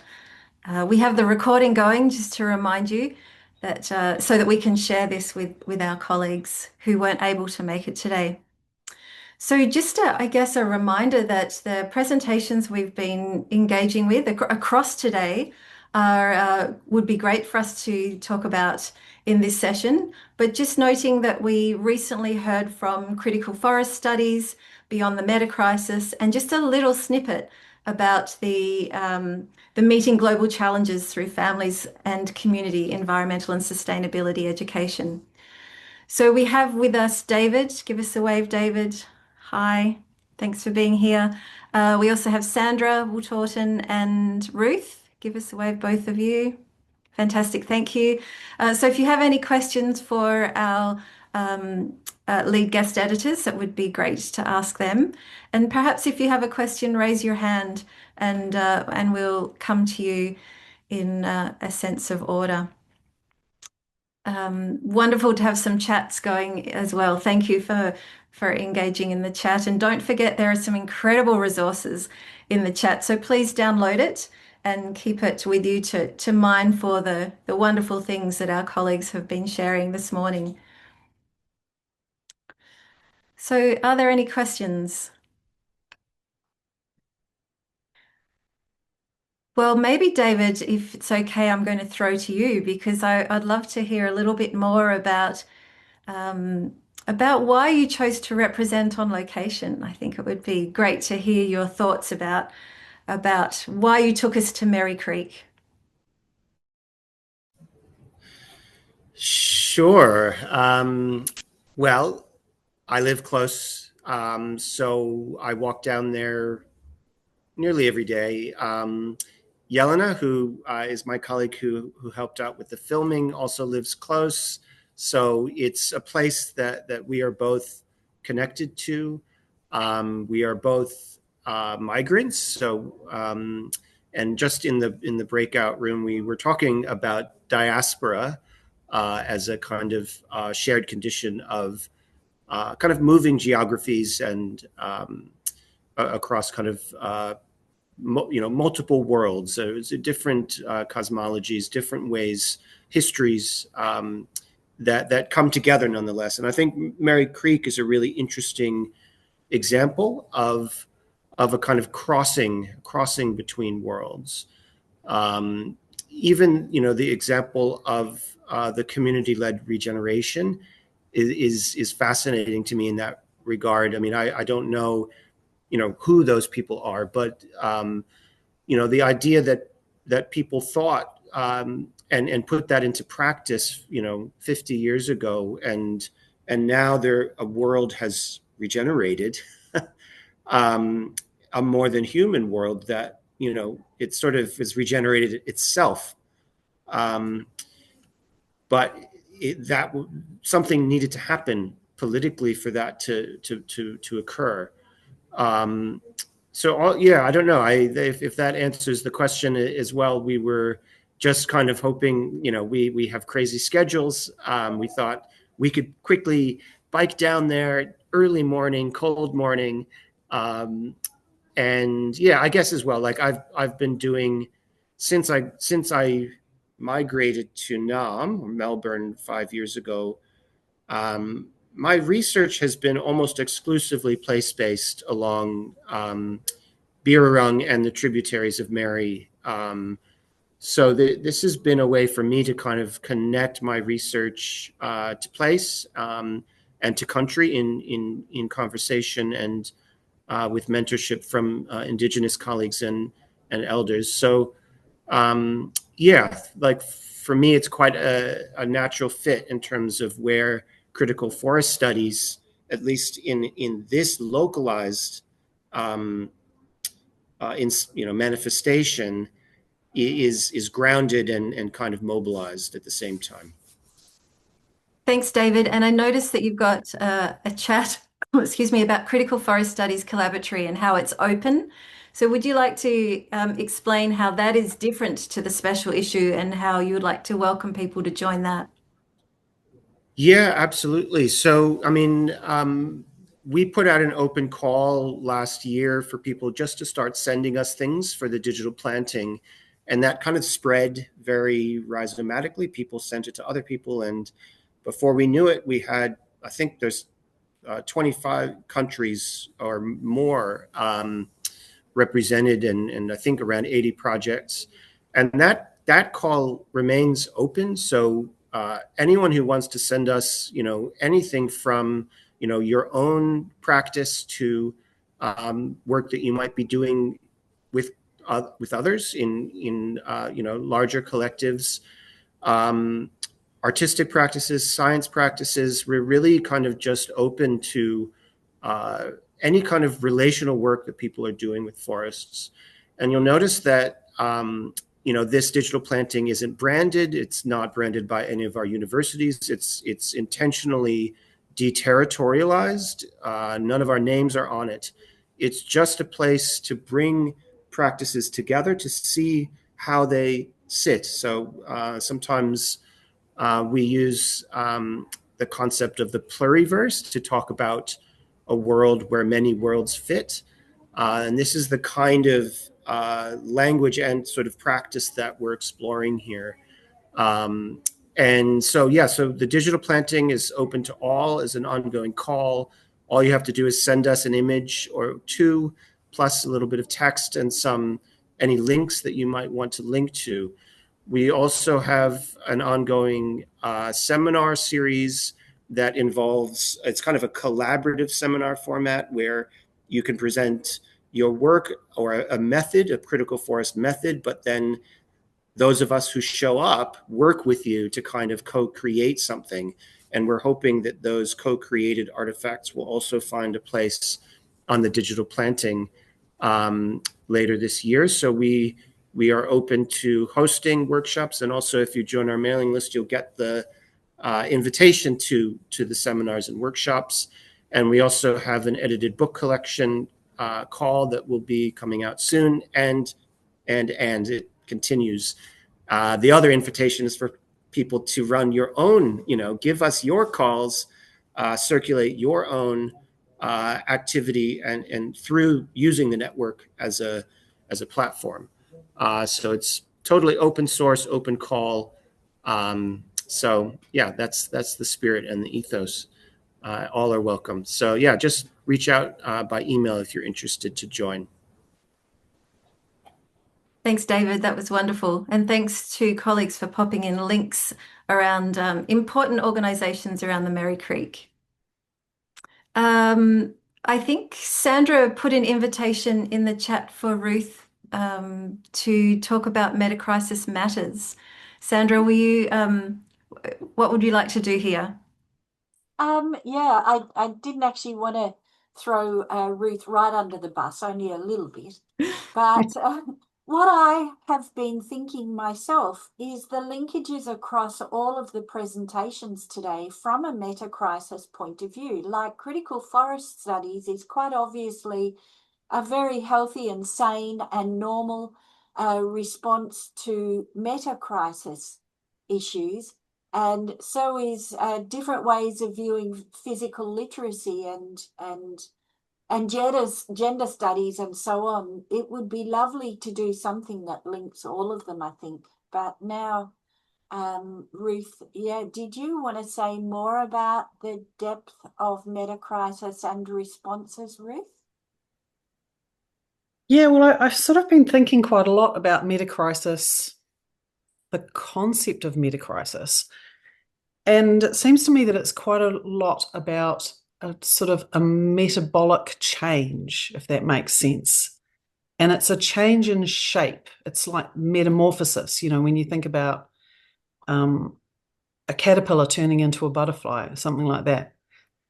And, Sandra, you talked even in that little clip that we made about how the notion of beyond the meta-crisis seems to imply that it's sort of cast into the future, and that's a sort of an issue that we don't want to do, is just keep throwing open the problem of, say, climate change or plastic pollution or whatever, as though it's a future problem.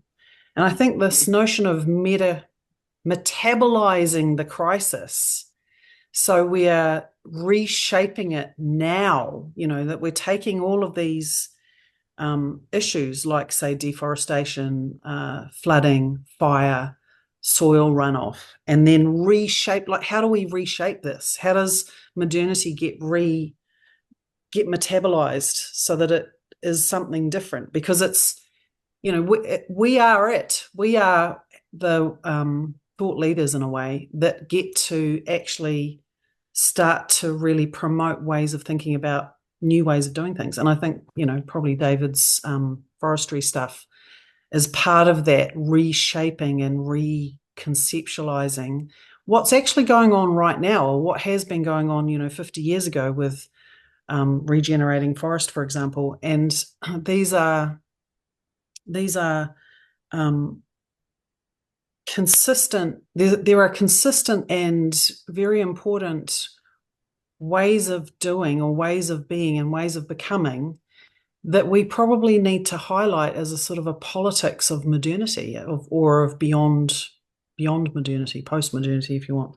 I hate that word, post-modernity. It has all kinds of implications, but you know what I mean.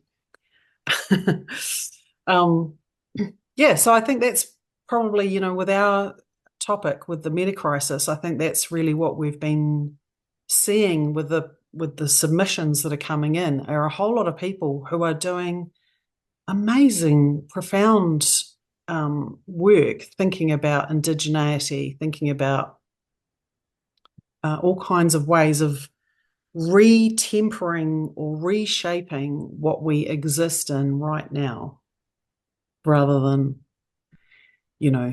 discounting the net zero vouchers in 2030, as though that's going to somehow produce a kind of a net zero by 2050. I mean, that's just not happening. That's a complete fallacy. So I really love the fact that all of these special editions that are going, oh, well, actually the journal itself, it seems to be doing so much work that is about reshaping the world we are actually living in, and reworking it in a much more healthy way.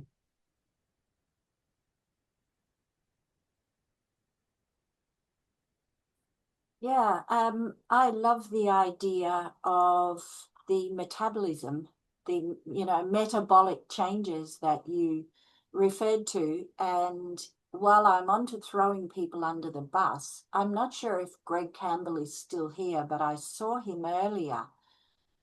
He's written a book called Total Reset, that is actually about that total change, which took him 30 years to write, with a man who's now passed, but is affectionately known in the Kimberley as Lulu, Paddy Rowe, who is a very senior elder, and his ideas about addressing the meta crisis, which is not new, of course. It's been kind of building for, 30 years, 50 years, 100 years. But Greg, are you still here?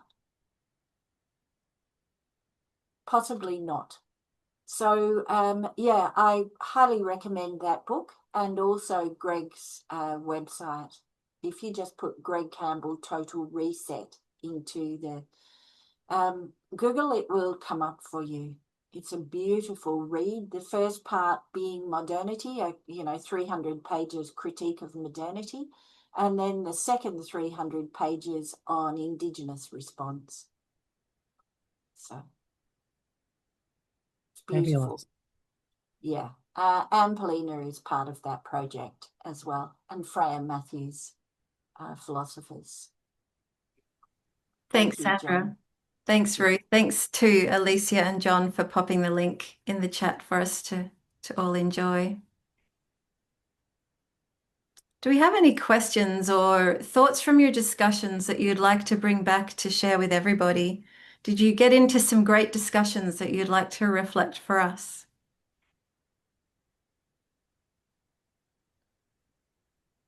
If people want to have a think about that, and I would love to have the opportunity, I hope you don't mind.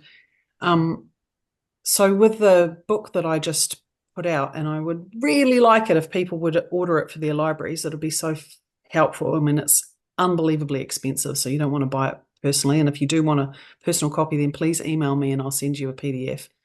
But the libraries, it'll be awesome.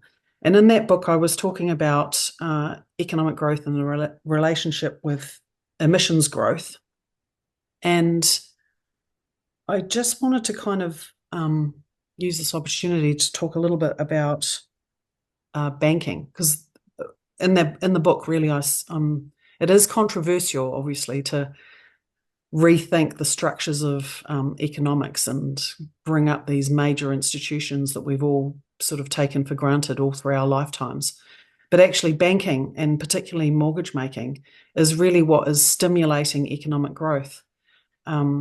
So I know that in this, often in the environmental field, we do tend to talk about sort of ecology as though ecology is somewhat separate from economics, but I'm trying to make the connection between economics and the structures of modernity and how that's having such a damaging impact on our environmental worlds, and actually on our own worlds too. Poverty, extremes in poverty and extremes in wealth also comes out of the same economic growth structure.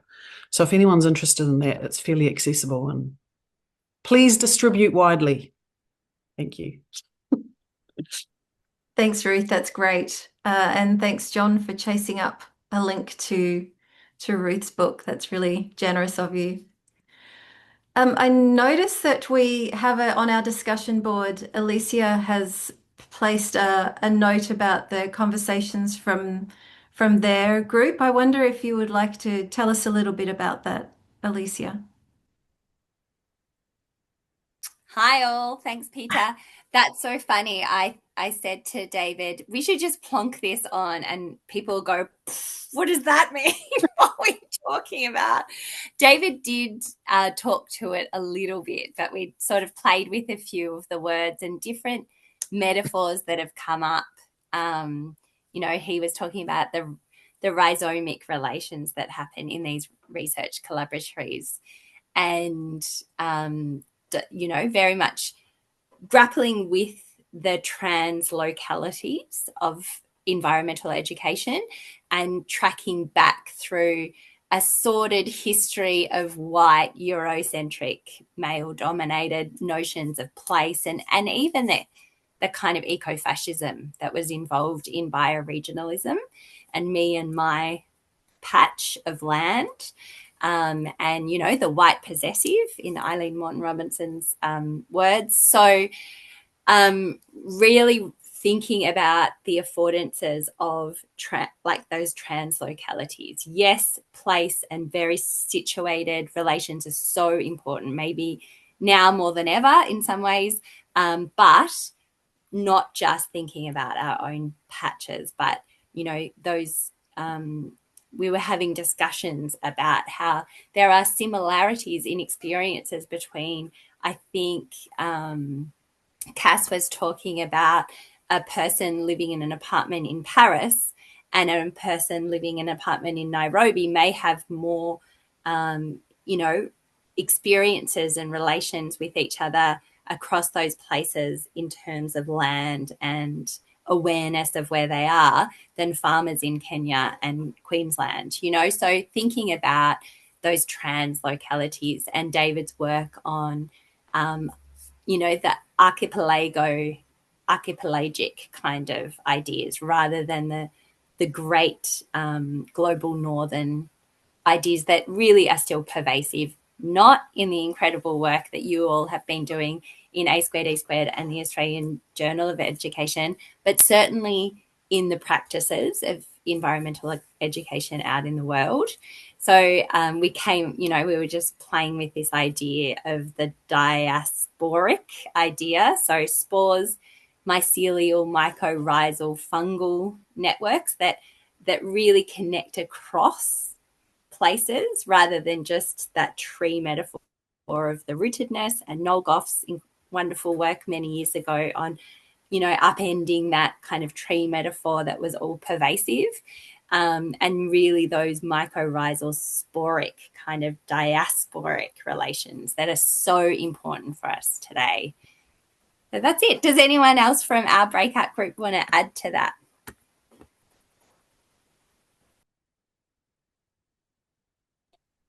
Well, thank you. Thanks for bringing that conversation to us. Sorry, Cass, were you going to share something? Oh, no, I was just going to say the neologism was created, which is written in the chat, diasporic, as you said, with the connection to spores and travel as well. But I won't, yeah, sorry.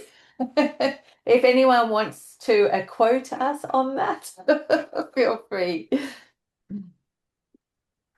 Thanks, Cass. And Paul, I see you have a question or a comment for us. Or comment more. Alicia, I just love that idea of diaspora spores, mycelia. And I'm of a migrant family, and we often talk about diaspora as fracture and breaking and being torn apart. And to play with the word where diaspora spore is connection across long distances is a lovely flip. There's a lot of power in that. And I just wanted to really acknowledge it's quite profound for me to hear that from you. That's so cool. Yeah. I mean, I think this conversation needs to continue, hey? But we did speak to that as well on, you know, the dispossessions of land and dislocations as well. So that did come up. So you're talking about fracture, dislocation, spore, but, you know, spores really stick. They really like to stick. So they're gluing us together in this funny little conversation that could be quite fecund if we continue it. Well, that's wonderful. Thank you so much for engaging in such terrific ideas. And yes, Alicia, there should be more of it. So let's see what we can do. I'm moving towards ending our session, actually, noting that the research spotlight for the A Squared E Squared conference continues this afternoon at 12:30. And who wouldn't love another 5 minutes for lunch? So I would really like to just remind us that there's more coming in AJEE. We've presented a really wonderful and broad snapshot of 6 of our special issues and special foci. Oh, sorry. But there's more. So we have another special focus coming. Our special focus tend to be invited manuscripts that are curated around a topic. Oh gosh. And then we have an open call currently for a special issue.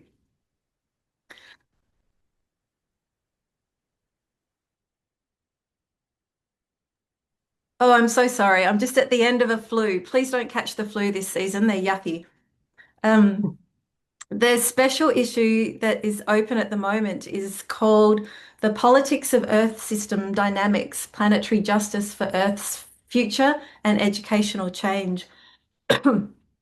This is a really important one, as they all are, for us to be able to engage in thinking about the place of planetary boundaries and tipping points in our understanding of how we bring environmental education and futures thinking to the work that we do in this space. So please take a look at that call and engage with ideas, and email if you have a proposal to make. Excuse me. That leads us to the end of our fabulous session today. So please join me in thanking everybody for being here. To our incredible presenters who took the time to make videos to share their thoughts with us, even on country. Thank you so much, David and Yelena. And to everyone for engaging in great ideas and discussions to help build our community, to bring AJEE and the important work that we do right to the forefront of the work that we do as practitioners of environmental education, and acknowledging that the Association for Environmental Education is such an important place for us to value and be in community and support each other to do the kind of work that really needs to be done at the moment. So thank you once again for joining us today. Hope you have a wonderful short break. And then you'll note this afternoon that we start at 12:30 with our afternoon spotlight on research. And we have 4 sessions this afternoon. Our first one at 12:30 is called Nourishing the Front Line, Strengthening Our Capacity for Care. And that's led by Bronwyn Sutton. Bronwyn's here. Give us a wave, Bron. And then we have at 1:15 a session called Education, Schooling and Socio-Ecological Learning in a Climate Disaster World. That's led by Simone Blom and team. Is Simone with us at the moment? I'm not sure that she's here. I think she had teaching today. Not yet, but she'll be Not yet. here. She will be. And then at 2 p.m. this afternoon, we have a session called Culturally Regenerative Universities. And Sandra has been pulling together an incredible team of people. Sandra, give us a wave. And she will be kicking off and leading that presentation this afternoon with others. And then at 3 p.m. this afternoon, there's a soft launch for the Australian Climate Change Education Strategy and Report. And I'll be working with Anna and Andrew in that session. Really looking forward. Thank you, Anna, for a wave. Really looking forward to showcasing the work that we've done across the last 2 years now, and giving you a heads up for where we're going with that work. And you'll notice there's another couple of opportunities through the program of the conference, which starts on Tuesday the 5th. For the A²E² conference, to be able to think and participate in co-design of where that strategy might go. So just a shout out to have you join us in that process. And I guess as we wrap up today, just an acknowledgement of Anna. It's so good to see you here. Anna, give us another wave. Anna's been so instrumental in pulling together this conference. We're really excited to see what you think of our 4-day online conference across the month of August. So please let us know. I hope you have a wonderful lunch break. I hope you get outside. It's sunny here, which is exciting. Thank you so much again for joining us, and we look forward to seeing you this afternoon. I'm just going to pop in and say, Peter, I'm just going to pop in and say, Peter, I just want to acknowledge you again and Anna for pulling this beautiful morning off. It was absolutely gorgeous. I have a page full of notes. It was great talking to everybody. We also had, by my count, we had 6 states, 2 territories, and 4 countries represented here, and up to 65 people at any given time. So really fantastic. Thank you so much for being here. We'll see you in half an hour. Enjoy your lunch, and we'll see you back here for another beautiful afternoon. Thanks, Peter, you absolute legend. Thanks, Anna.